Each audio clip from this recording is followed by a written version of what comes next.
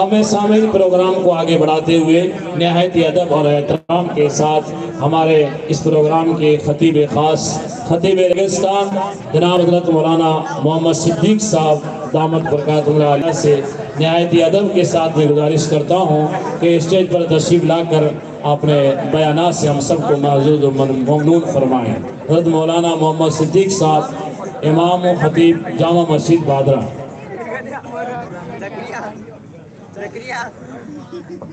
آپ ادھر ادھر ہی چہل پہل بند کر دیں۔ عرفان بھائی یہ کام کرنے والے ہیں، یا تو ان کی کوئی نشان لگا الگ الگ ذمہ داری دی جائے۔ یہ جو ادھر کام کے بہانے سے دائیں بائیں ہو رہے ہیں، مجمع منتشر نہیں ہونا چاہیے، ٹھیک ہے؟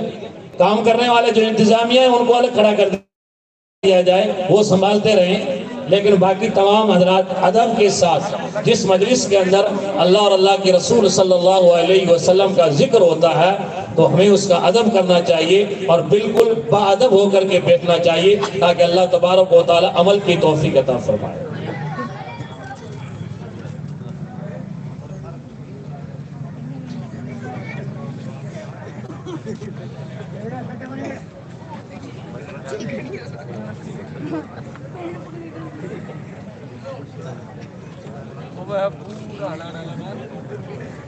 الحمدللہ الحمدللہ وحدہ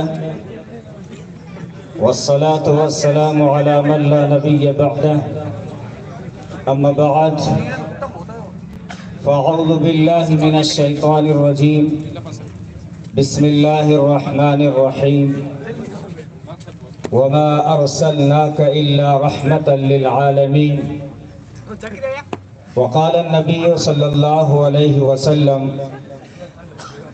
إن الله يرفع بهذا الكتاب أقواما ويدع به آخرين أو كما قال عليه الصلاة والسلام۔ جناب صدر حضرت مولانا محمد یونس صاحب دامت برکاتہم العالیہ،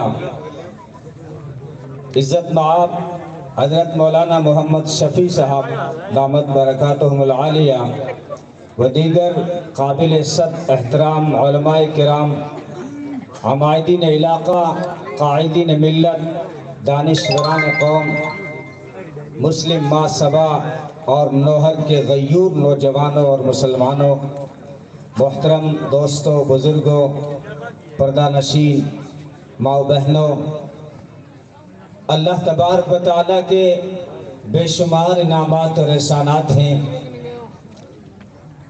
کہ جس نے ہمیں ذکر سراج منیر صلی اللہ علیہ وسلم اور اس کی روشنی، علم کی اہمیت کی تعلق سے جمع ہونے کی توفیق عطا فرمائی۔ اللہ آپ سب کی تشریف آوری اور میری حاضری کو اپنی بارگاہ سمدیت میں قبول و منظور فرمائے۔ بڑی خوشی ہوئی آپ کا اشتہار دیکھ کر۔ میں یہاں کے علماء کرام، نوجوانان اسلام اور اس عظیم الشان اجلاس کا انعقاد کرنے والے کارکنان کو دل کی گہرائیوں سے سلام اور ان کی بصیرت کو داد دیتا ہوں کہ آپ کی آنکھوں کو حقیقت کا وہ سرما نصیب ہوا ہے جو ظلمات بحر بے قراں اور جہالت کے گھٹاٹوپ اندھیروں میں دیکھنے کا ہنر جانتی ہیں۔ پروگرام تو بہت سارے ہوتے رہتے ہیں، کئی جگہ جانا ہوتا ہے۔ میں نے ایسے لوگوں کو بھی دیکھا جو ڈنڈوں سے اندھیروں کو بھگانے کی کوشش میں لگے ہوئے نظر آئے، بعض دعاؤں سے تاریکیوں کو ہٹانا چاہ رہے تھے، لیکن نوہر کے گوہر، نوہر کے جوہر، نوہر کے جگر، میانہ روی کے خوگر کہاں ٹکی ہے ان کی نظر کہ قوم کو سراج منیر اور چراغ علم کی طرف متوجہ کیا کہ یہ دو چراغ جلیں گے تو روشنی ہوگی۔ میں سمجھتا ہوں یہی فطری طریقہ ہٹانا چاہیے۔ रहा तो सिराज मुनीर को भेजा, और फिर सिराज मुनीर सल्लल्लाहु अलैहि वसल्लम ने जब यहाँ रुश्द और हिदायत के उजाले फैलाने चाहे तो गार हिरा से रोशनी लेकर सबसे पहले दार अरकम में इल्म का चिराग जलाया, और फिर जब अपने लुटे हुए काफिले के साथ मक्का से मदीना पहुंचे हैं, बहुत सारे सहाबा ऐसे थे कि अभी उनके पास घर नहीं थे, घर बार नहीं थे, और खुद मोहम्मद अरबी सल्लल्लाहु अलैहि वसल्लम हजरत अबू अय्यूब अंसारी रज़ी अल्लाह ताला अन्हु की मेजबानी में रह रहे थे। इन हालात में सबसे पहली जो फिक्र की वो ये थी कि मस्जिद नबवी में एक चबूतरा बनाकर दारुस सुफ़ा या दारुल उलूम सुफ़ा का क़याम करके ये पैगाम दिया, ये साबित कर दिया कि मुसलमान की पहली ज़रूरत इल्म को हासिल करना है। अल्लाह ने भी सबसे पहली वही जो नाजिल फरमाई वो यही थी, इक़रा, पढ़, और उसके साथ कलम का जिक्र किया। इबादत का हुक्म बाद में, नमाज का हुक्म बाद में आया, तबलीग का हुक्म बाद में आया, क्योंकि इस्लाम समझता है कि पढ़ेगा तो नमाजें सही होगी, पहले पढ़ेगा तो इबादतें सही होगी, पढ़ेगा तो सही तबलीग कर सकेगा, पढ़े बगैर कोई काम ढंग से नहीं कर पाओगे। इसलिए पहले कहा इक़रा, पढ़, और फिर फौरन कलम का जिक्र किया। इस्लाम जानता है कि कलम की नोक तलवार की धार से ज्यादा तेज है और कलम की ताकत बम की ताकत से भी ज्यादा है। और दीनी तालीम, दुनियावी तालीम, ये तकसीम भी खत्म। ये हमारी इस्तिलाह है, ये दीनी तालीम, ये दुनियावी तालीम। इस्लाम में तालीम में ये तकसीम नहीं थी। बहुत सोच के बोल रहा हूँ उलमा की मौजूदगी में, बड़े वसूख से कह रहा हूँ। अगर तकसीम थी तो ये थी कि इल्म नाफे और इल्म गैर नाफे, बस इल्म नाफे को मांगा, अल्लाहुम्मा इन्नी अस्अलुका इल्मन नाफिआ, और इल्म गैर नाफे से पनाह मांगी, अल्लाहुम्मा इन्नी अऊज़ु बिका मिन इल्मिन ला यनफा। ये तकसीम थी, ये तकसीम थी दीनी दुनियावी। ये इस्तिलाह हमारी है, बोल सकते हैं, नाजायज का फतवा नहीं दे रहा हूँ, लेकिन एक बात बताने चला हूँ, ये तकसीम नहीं थी। अगर आसमानी इल्म हो, बहुत गौर से सुनना मेरी बात, अगर आसमानी इल्म हो लेकिन नफा न दे तो बलअम बाउला को सिसकता हुआ कुत्ता कहा गया। अगर आसमानी इल्म था और इल्म ने फायदा नहीं पहुंचाया तो यहूदी उलमा को कहा गया कि ये वो गधे हैं जिनके ऊपर बोझ लादा जाता है। और अगर इल्म अशरी उलूम में से था, जिसको हम दुनियावी तालीम अशरी उलूम में से था, लेकिन इंसानियत के लिए अगर उसमें नफा था तो नबी ने फरमाया उतलुबुल इल्म वलौ बिस्सीन, इल्म हासिल करो चाहे चीन जाना पड़े। मुहद्दिसीन ने फरमाया यहाँ पर सफर की मुश्किलात मुराद हैं, मसाइब का झेलना मुराद है, यानी किसी भी हाल में इल्म हासिल करो। लेकिन बाद मुहद्दिसीन इस तरफ गए हैं कि चीन में उस वक्त टेक्नोलॉजी का इल्म था, उसकी तरफ वो इंसानियत के लिए फायदेमंद था, इसलिए नबी ने फरमाया इल्म हासिल करो चाहे चीन जाना पड़े। बाद लोग बहुत सूफियत से कह देते हैं ये चीजों का इल्म है, ये जानकारी है। मैं कहा करता हूँ जानकारी इल्म का तर्जुमा है, जानकारी इल्म का तर्जुमा है। लोगों को यूं धोखा नहीं दे सकता, इल्म अरबी का वर्ड है, जानकारी उर्दू का वर्ड है, नहीं, ये तकसीम नहीं थी। इल्म कहा गया चीजों का इल्म। हजरत आदम अलैहिस्सलाम को चीजों की तासीर का इल्म दिया गया। वअल्लमा आदम अल-अस्माअ कुल्लहा सुम्मा अरदहुम अलल मलाइका, बंद कर दिया। चीजों की तासीर का इल्म था, उससे कुरान ने इल्म कहा। हजरत इदरीस अलैहिस्सलाम ने कलम बनाया, लफ्ज बनाए, हर्फ बनाए, वर्ड बनाए, शब्द बनाए, उनको दर्जी भी थे वो, उनको इल्म कहा गया। حضرت نوح علیہ السلام نے لکڑی سے چیزیں بنائی، اس سے علم کہا گیا۔ حضرت یوسف علیہ السلام خوابوں کی تعبیر جانتے تھے، اس سے علم کہا گیا۔ وَيُعَلِّمُكَ مِن تَأْوِيلِ الْأَحَادِيثِ۔ حضرت داؤد علیہ السلام زرہ بناتے تھے، اس سے قرآن نے علم کہا۔ وَعَلَّمْنَاهُ صَنْعَةَ لَبُوسٍ لَكُمْ لِتُحْصِنَكُم مِّن بَأْسِكُمْ۔ حضرت سلیمان علیہ السلام پرندوں کی زبان جانتے تھے، تو اس سے علم کہا گیا، اس سے علم کہا گیا۔ حضرت یوسف علیہ السلام خوابوں کی تعبیر جانتے، اس سے علم کہا گیا۔ نوجوانوں صرف حسن پہ ناز مت کیا کرو۔ حضرت یوسف علیہ السلام کو جب تک علم نہیں ملا تھا، صرف حسن تھا، تو صرف نرے حسن کی کوئی قیمت نہیں بنتی ہے، قیمت علم کی بنتی ہے۔ حسن نے یوسف کو پھنسایا، علم نے بچایا، علم نے وہاں سے نکلوایا، اور حسن نے پھنسایا۔ اور جب حسن تھا، علم نہیں تھا، قیمت کیا لگی؟ قرآن کہتا ہے وَشَرَوْهُ بِثَمَنٍ بَخْسٍ دَرَاهِمَ مَعْدُودَةٍ۔ چند کھوٹے سکوں میں بکا حسن، چند کھوٹے سکوں میں بکا۔ نوجوانوں، تیری ضمیر کو جھنجھوڑنا چاہتا ہوں، تو نے کن چیزوں کو اپنے لیے ہنر سمجھ رکھا ہے؟ مول صاحب تاپیس بنا کے دے، چین کو مل جائے، تیرے گلے میں سونے کی چین لٹکری ہے، چین کہاں ملے؟ وہ کہو تو سانس پھرائی ہے، نئے پیروں کا جب گھرالی سانس کاٹ دے گی۔ ارے ان چیزوں میں نہیں ہے حسن، حسن تیرا علم ہے۔ دیکھو قیمت کیا بنی جب یوسف علیہ السلام کو علم ملا۔ وَيُعَلِّمُكَ مِن تَأْوِيلِ الْأَحَادِيثِ۔ پھر اس علم نے مصر کا تخت دلایا اور دھان منڈی کا منتری بنایا، جیل سے نکالا اس علم نے۔ تو اس سے علم کہا گیا ہے۔ یاد رکھنا، اسلام، قرآن اور علماء اسلام نہ کبھی عصری علوم کے مخالف تھے، نہ رہیں گے انشاءاللہ۔ خامخواہ ایک بات مشہور کی گئی ہے سوسائٹی میں، یہ جو علماء لوگ انگریزی کے خلاف ہیں۔ ہم انگریزی کے خلاف نہیں ہیں، ہم انگریز کے خلاف، اس کے کلچر کے خلاف ہو سکتے ہیں، انگریزی زبان کے خلاف نہیں ہو سکتے۔ محمد عربی صلی اللہ علیہ وسلم نے فرمایا ساری زبانیں اللہ کی مخلوق ہیں، ساری زبانیں اللہ کی مخلوق ہیں۔ اپنے صحابہ کو کہا، زید بن ثابت کو حکم دیا یہود و نصارہ کی زبان سیکھو۔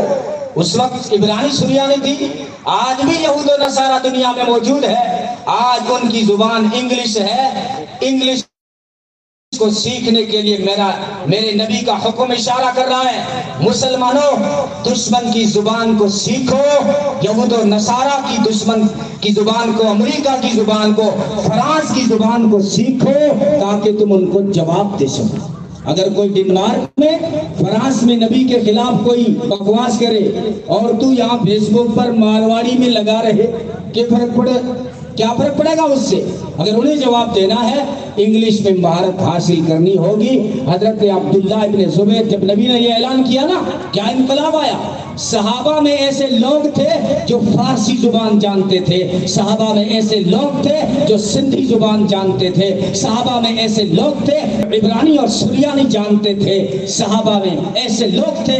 حضرت عبداللہ ابن زبیر 100 زبانیں جانتے تھے، دنیا کی 100 زبانیں، 100 بھاشائیں۔ حضرت جیسے الفارابی کے بارے میں مشہور ہے کہ وہ 70 زبانیں بول لیتا تھا، تو عبداللہ ابن زبیر پوری 100 زبانیں جانتے تھے۔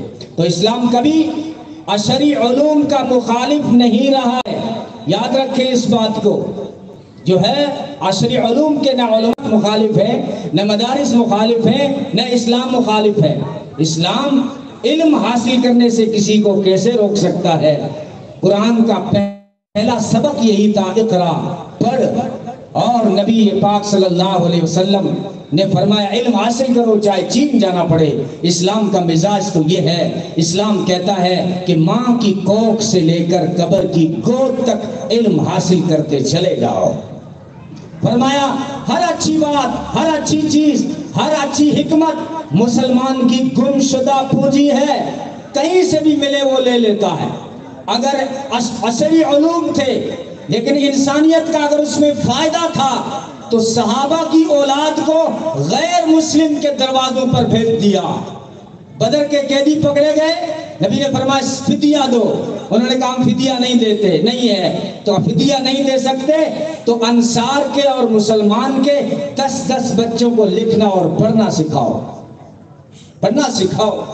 عشر علوم میں فائدہ تھا تو نبی پاک صلی اللہ علیہ وسلم نے منع نہیں کیا بلکہ ایوارڈوں سے نوازا. اگر کوئی کسی کے پاس ہنر تھا, اگر دنیاوی کوئی ایسا علم تھا جس میں انسانیت کا بھلا تھا تو نبی نے ایوارڈ سے نوازا اس کو, ایوارڈ سے نوازا. ایک خاتون ہے اسلام میں, حضرت رفیدہ اسلمیہ رضی اللہ تعالی عنہ, جو شروع اسلام میں جب نبی پاک صلی اللہ علیہ وسلم ہجرت فرما کر مدینہ نہیں آئے اس سے پہلے یہ ایمان میں آ گئی. نبی کا چرچا سن کر مصعب بن عمیر جب محنت کر رہے تھے مدینہ میں, اس وقت یہ جو ہے حضرت رفیدہ اسلمیہ رضی اللہ تعالیٰ نے اسلام میں داخل ہوئی. یہ ڈاکٹر تھی, لیڈی ڈاکٹر, فن طب کی ماہرہ, اور دنیا میں نرسنگ کو ایجاد کرنے والی اگر ہے تو یہی رفیدہ ہے, جنہوں نے طب کا فن اپنے والد گرامی حضرت سعد سے سیکھا, جو وہ بھی بڑے طبیب تھے. اب جب نبی پاک صلی اللہ علیہ وسلم آئے ہیں مدینہ, میں نے کہا نا ایوارڈوں سے نوازا, وہ اس طرح کہ نبی کو پتا چلا ایک خاتون ہے جو لیڈی ڈاکٹر ہے, جو طب کا فن جانتی ہے, طب کا ہنر جانتی ہے, طب کا علم جانتی ہے, تو نبی نے اس عورت کو مسجد نبوی کے سامنے ہاسپٹل بنا کے دیا, کلینک بنا کے دیا.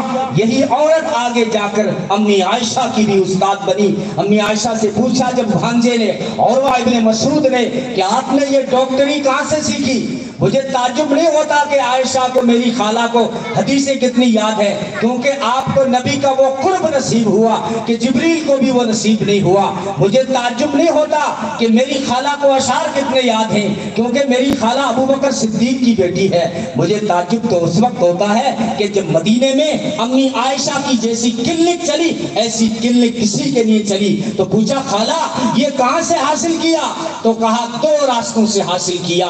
ایک تو نبی پاک صلی اللہ علیہ وسلم آخری دنوں میں جب علیل ہوئے اور سے انہوں نے دوائیاں بنائی تو میں نے یہ فن سیکھ لیا, اور اس سے پہلے میں نے رفیدہ سے یہ علم حاصل کیا تھا. یہ رفیدہ دنیا میں آج بھی اس کا نام چلتا ہے. کراچی کی آغا خان یونیورسٹی میں ایک شعبہ ہے جس کا نام ہے رفیدہ. ہندوستان دہلی میں ہمدرد یونیورسٹی کی برانچ ایک کالج ہے, اس کا نام ہے رفیدہ. آئرلینڈ کی یونیورسٹی میں جب نرسنگ اسٹاف کو تمغوں سے ایوارڈ سے نوازا جاتا ہے تو اس ایوارڈ کا نام ہوتا ہے رفیدہ اسلمیہ.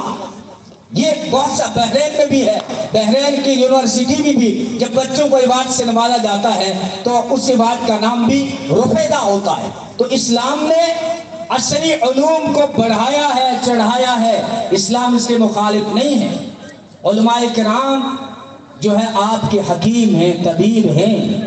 قوم کی مزاج شناسی کے مطابق کبھی وہ حکم دیتے ہیں, جیسے مریض ڈاکٹر کہہ دیتا ہے کہ کھٹی چیزیں مت کھایا کرو, اس کا یہ مطلب نہیں ہوتا کہ کھٹی چیزیں حرام ہیں.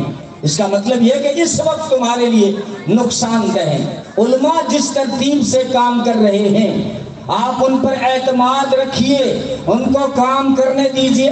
وہ جو ہے زمانے کی فضا کو بھی سمجھ رہے ہیں, حالات بھی ان کے سامنے ہیں. ان کی جو ترتیب ہے وہ ترتیب, اس کی ترتیب کا انہوں نے پورا خیال کیا عصری علوم کا. ہر مدرسہ بھی یہ فکر کر رہا ہے کہ کم سے کم 12ویں 10ویں 8ویں ہر مدرسے کے اندر ہو. لیکن کچھ لوگوں کا خیال یہ ہے کہ یہ مدرسے جو ہیں بالکل کنورٹ ہو جائیں اسکول سے.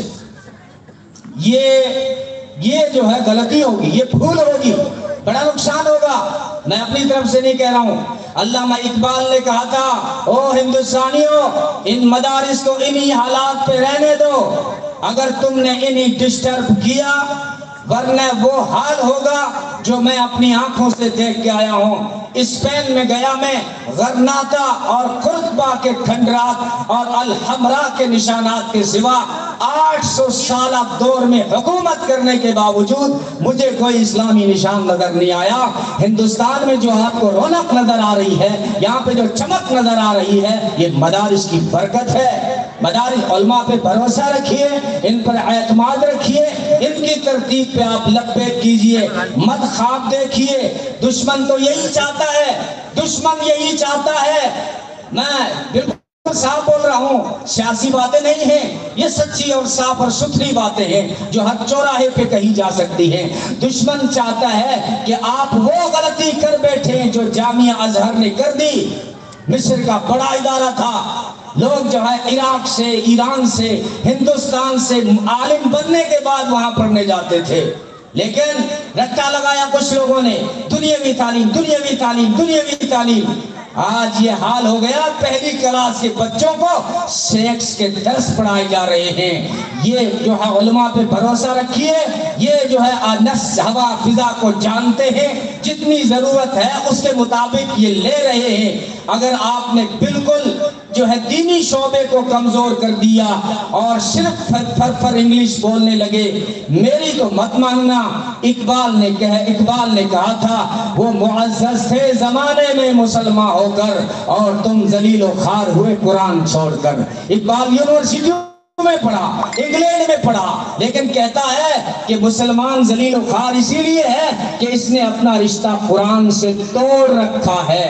इसलिए हमें कुरान से जुड़ के रहना है। कुरान सरदारियां दिलाती है, इज्जतें दिलाती है। तो खैर, मैं अपनी बात को खत्म कर रहा हूँ। मेरा यही पैगाम है, न इस्लाम, न उलमाए इस्लाम, न मदारिस अशरी उलूम के मुखालिफ नहीं हैं। हम अपनी तरतीब से काम कर रहे हैं, हमें कोई डिस्टर्ब न करे। हमारी बड़ी अरे खुद चौराहों पे बैठ के यूं मत किया करो कि मदरसों से कितने डॉक्टर और इंजीनियर बन के निकले, तो मैं भी पूछूं कि कॉलेजों से कितने मुफ्ती और कारी बन के निकले। ये कोई सवाल है?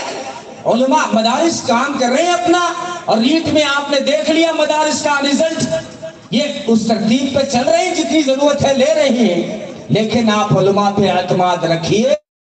ये जो है इसी नज़म पे आना चाहते हैं। मैंने कहा इस्लाम में तालीम में तकसीम ये नहीं है, दीनी दुनियावी तालीम तकसीम नहीं है। इतनी बात जरूर कहूँगा कि ये जितने भी असरी उलूम हैं, ये जिस्म के लिए है और कुरान और हदीस का इल्म रूह के लिए है। जिस्म सवारी है तो रूह सवार है। सवारी बेहतरीन होनी चाहिए तो सवार उससे भी बेहतर होना चाहिए। बस मेरा यही कहना है कि जो है दुनियावी तालीम में आपने छोटे बच्चे को देखा होगा, जब वो स्कूल जाता है ना, तो स्कूल की सारी किताबें उसके बैग में होती हैं और बैग पीछे लटका रहता है। और बच्चा जब मदरसे जाता है, अगर छोटा सा नूरानी कायदा भी हो तो उसको सीने से लगा के चलता है।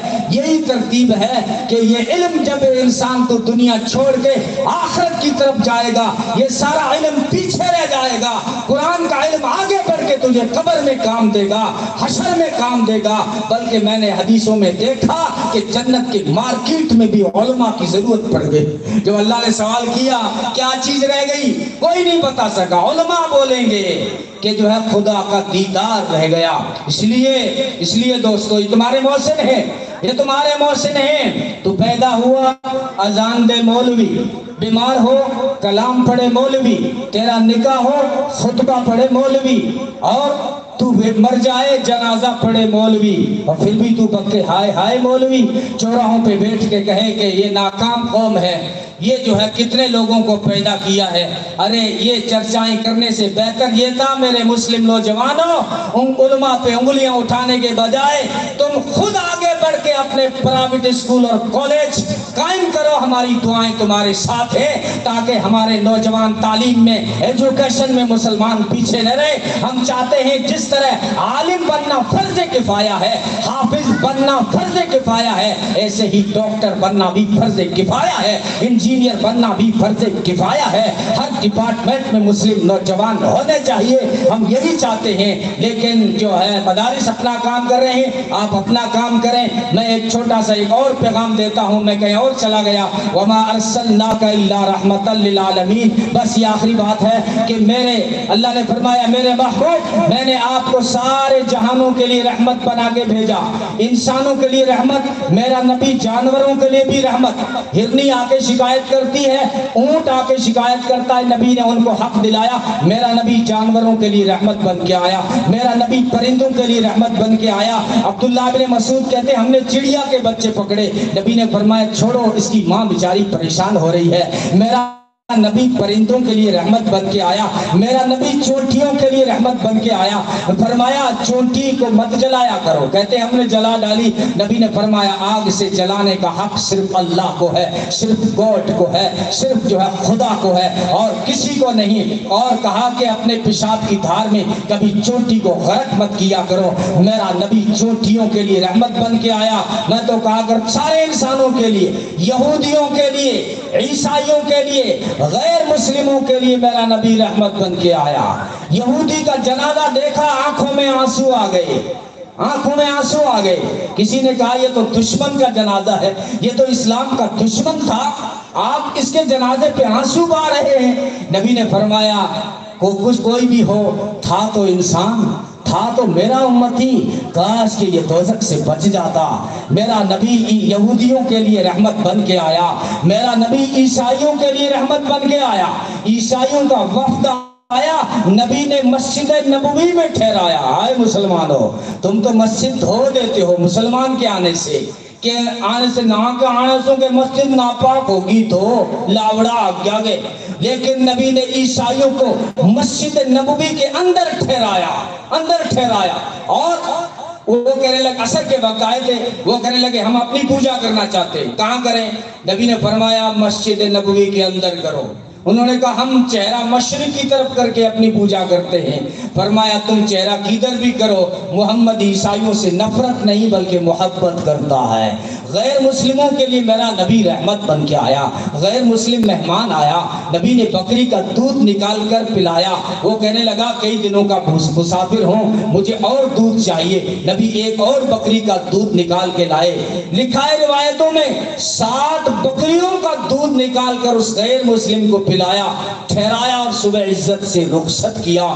میرا نبی غیر مسلموں کے لیے جب احد کے موقع پہ کسی نے کہا نا کہ آپ مشرکین کے لیے بد دعا کریں، کہا کہ میں لعنت بن کر نہیں آیا ہوں، میں رحمت بن کر آیا ہوں۔ جب کہا گیا کہ جو بنی ثقیف کے تیروں نے ہلاک کر دیا، بد دعا کریں، فرمایا اللہم اہد ثقیفہ، یا اللہ ثقیف والوں کو ہدایت عطا فرما۔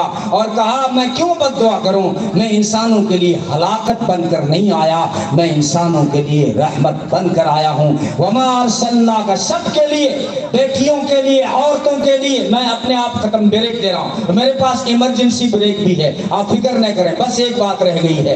سب کے لیے میرا نبی رحمت بن کے آیا، عورتوں کے لیے۔ چینلوں پہ بکواس کرنے والے سنو، آسان ہے بیٹھ کے جو ہے ڈیبیٹ کرنا، لیکن کبھی تم جو ہے حقائق پہ تاریخ کے اوراق کے پنے اٹھا کے دیکھو اور پھر مجھے اور ہمیں آ کے بتاؤ کوئی ہے ایسا دھرم جس نے عورت کے قدموں میں جنت رکھی ہو؟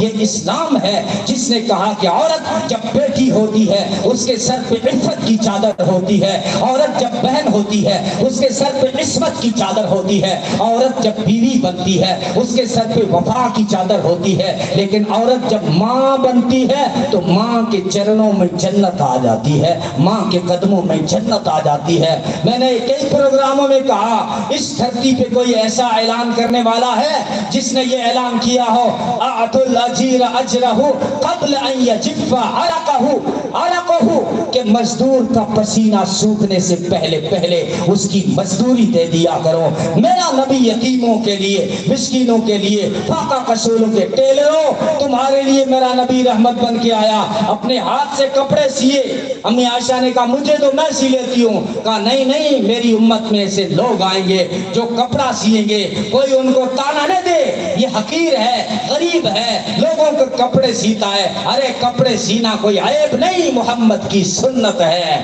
اور موچیوں تمہارے لیے میرا نبی رحمت بن کے آیا، اپنے ہاتھ سے جوتے کو سیا اور کاٹا، امی عائشہ نے ہاتھ پکڑا، ہم 11 حرم ہیں آپ کی خدمت کے لیے، آپ یہ کام نہ کریں۔ فرمایا عائشہ چھوڑ، مجھے یہ کام کرنے دے، میری امت میں ایسے لوگ آئیں گے جو جوتا سینے کا کام کریں گے، میں اپنے ہاتھ سے جوتا سی کر اس غریب کا سر اونچا کرنا چاہتا ہوں کہ جوتے سینا کوئی عیب نہیں ہے، محمد کی سنت ہے۔ ارے ساری انسانیت کے لیے اور سارے حیوانات جمادات کے لیے، سب کے لیے میرا نبی رحمت بن کے آیا۔